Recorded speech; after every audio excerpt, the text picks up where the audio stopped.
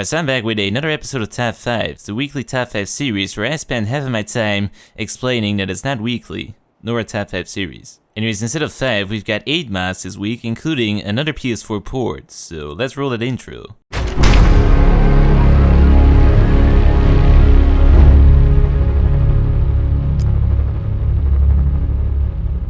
So yeah, last time around I came to the conclusion that Preston may or may not be a drug kingpin using a settlement facade, which is almost as effective as a fried chicken facade. But before I can get to the bottom of that, I need some new clothing, since I sort of spilled some ketchup on my stealth suit last week, and there's just a surprising lack of washing machines around. But I found something almost as good as advanced Chinese stealth armor that can launch kids into orbit. I found the Phantom of Far Harbor male-female vanilla-EVB-CBBE AE-AWKCR letters. But these are some nice and modified marine wetsuits, so to get your hands on these you'll first have to teleport into the institute, then go into the bioscience lab, then walk up to the dead meme pin and go inside. Then if you stare at the wall intensely enough you'll be transported into Oblivion. And in Oblivion you should be able to find a very convenient pair of these Phantom armors.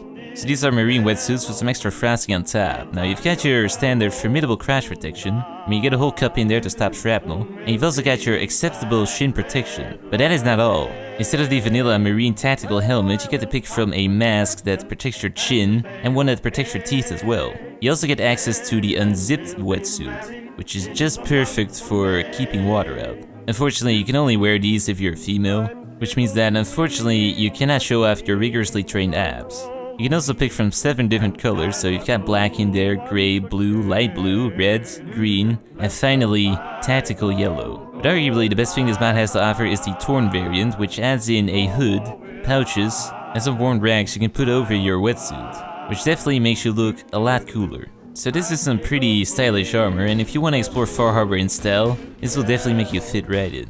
Well, now that we've got some clothing, we kinda need a wardrobe to put it in. Now this can't just be any old house, I need something safe and secure with thick walls to keep Preston out. So what better than a reinforced sanctuary right next to where Preston likes to loiter. So this mod Overhaul sanctuary with some extra scrap. It adds in some guard posts to the southern bridge, but the main thing here is the northeastern section, which has been reinforced with airplane scrap. As you approach you can see a dedicated mailbox and the gate system. Now this gate system has a handy dandy little button right next to it which you can press to shut the gate, and also open it. Just don't press it too quickly or the gate will enter the super position, which means it's in 2 states at the same time. Now on the inside of the walls there's a few houses made out of scrap, which are mostly built on top of pre-existing houses. And if you've ever been to Megaton you'll feel right at home here. The only problem is that none of these houses are decorated on the inside, and there's still a bunch of shit laying around everywhere, including a mass grave. So if you want to build a flourishing community right here, well, you better take a trip to IKEA, and also bring a mop. Aside from having to hire an interior decorator, this place does have some nice scrap houses. There's also a scrap drawbridge at the back, which you also do not want to flick up and down too quickly, or it too will enter the superposition state. And lastly, there's a tree house in the center, so simply take the elevator up there and enjoy the fireplace that's up there, along with a very nice accompanying view. So yeah, overall I do think that this is a nice sanctuary overall. It's simple, neat, and scrappy. Most of these sanctuary overhaul mods try and restore it to its pre-war glory and look kind of off. But this one gets my thumbs up. Anyway, speaking of thumbs up, we kinda need a new gun. Like around from last week, fires just a tiny bit too slowly, plus it sorta slammed into my thumb. So it's time for some nice Soviet hardware with the 9x39 project, which adds in 2 Russian weapons that, despite the name, actually fire 38. To get your hands on them, you'll first have to go to the southern tip of the glowing sea, to the Sentinel site. Go inside and just jump straight down there. With your acceptable shin protection, you should be fine. Now there is some ghouls in there, so it'd be handy if you pack your shotgun, but continue along in the tunnels until you reach the room at the very back, with a gigantic door.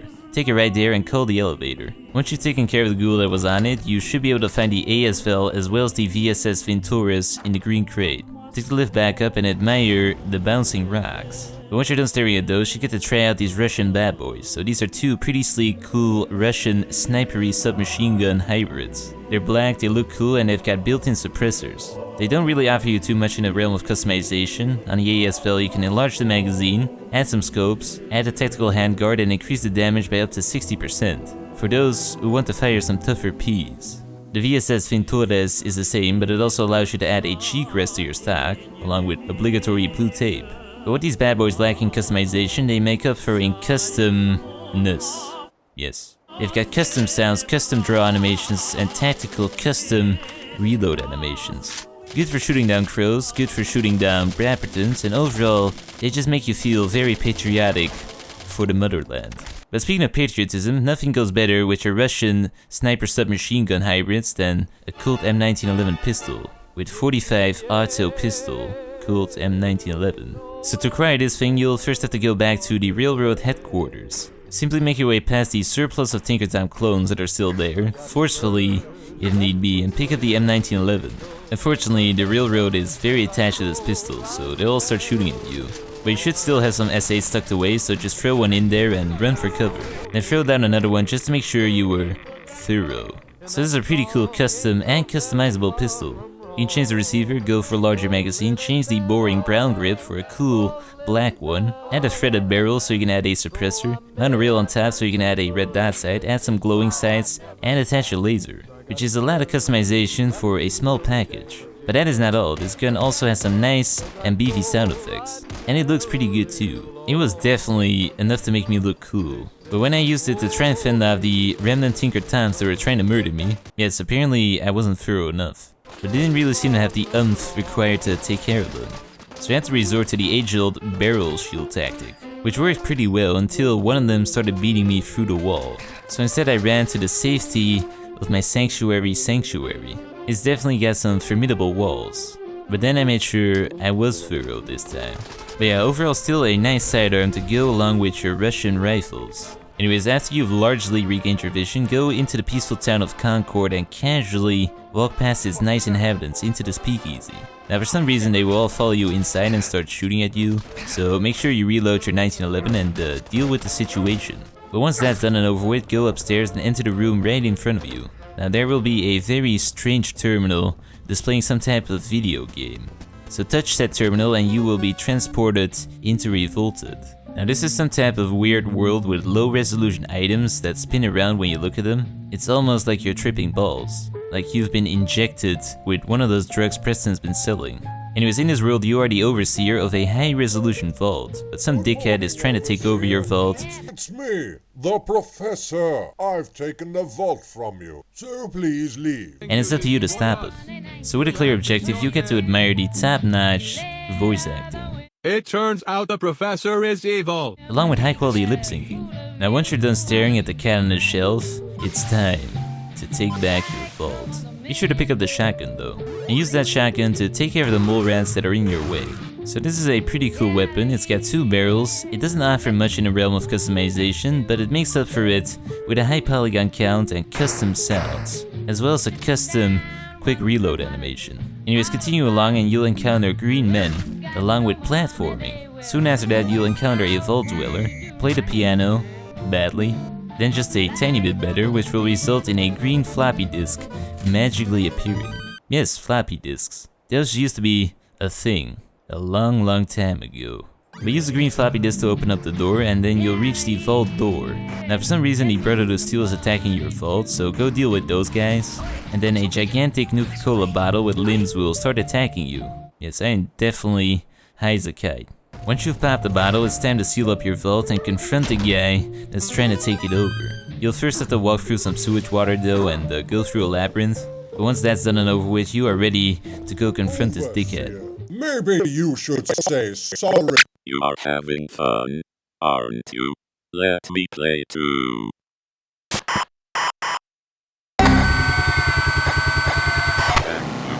Suddenly, I'm getting flashbacks to Vault Boy.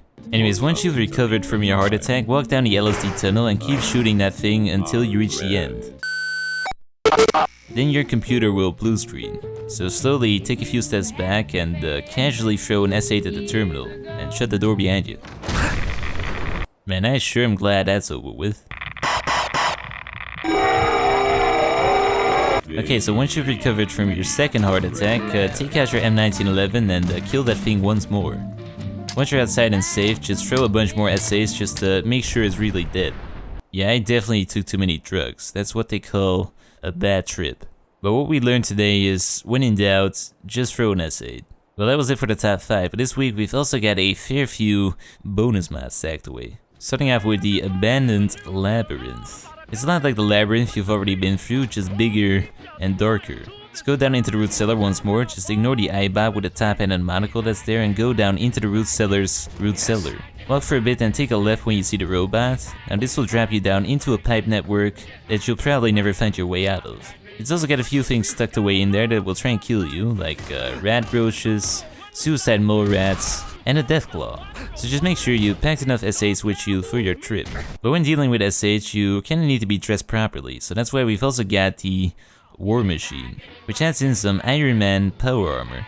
So to get your hands on it, you'll have to go to the Wilson Atomatoys factory on the southeastern end of the map. And this place is infested with super mutants, so be sure to bring your Revolted high polygon gun.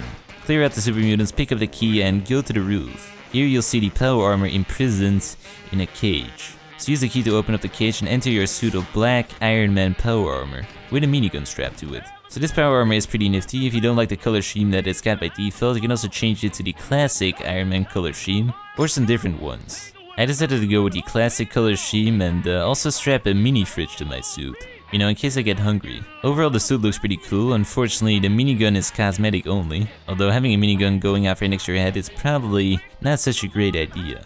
But you know what's better than one type of power armor? It's of course 4 types of power armor with 0079, 08th MS Team Dash Gundam power armor, which adds in some pretty weird looking power armors. So to get your hands on these yuppies, you'll have to turn around and get it from the yellow crate that's right there. So you've got the Easy 8, which will make you look bulky and slightly blue.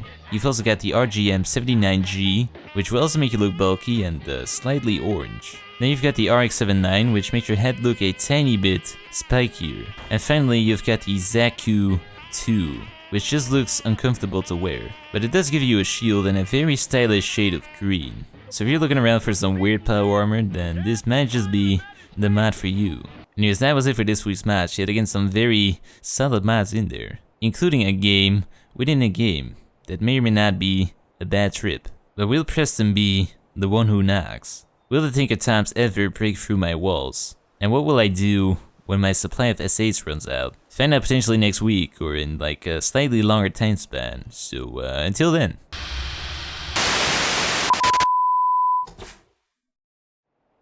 Right, so yeah, this is that rambly bit where I always say that I don't really have a lot to talk about. Yet again, it's the case that I do not have a lot to talk about here. I mean, I've got to admit, I'm wrapping up this robot, but I haven't really had too much to do. I mean, I thought I would have something to do this week, but then this deadline got extended. We got like an additional 17 days, so that wasn't really too much time pressure there. And I've sort of run out of mechanical engineering things to do here. So I mean, I was wrapping up trying to make this bumper, which this new bumper design sort of works. I mean, at the end of the project, if this whole thing isn't a gigantic flop, I'll probably make a separate video talking about this robot. But yeah, I pretty much only wrapped up this bumper design, so this bumper seems to work now. I'm satisfied enough with the results. I mean, I had an earlier version of the bumper and a different design, which was a gigantic fucking flop. But this one seems to work fine enough. So yeah, that is something. Anyways, I'll talk more about that in that video that may or may not be released ever. But yeah, that was pretty much it. I don't have a lot of additional things to talk about, so we're gonna cut it short there. Yes. Anyways, leave a like if you enjoyed the video, that's very important. And I'll see you in a week, or like slightly more, or less, who knows. But until then.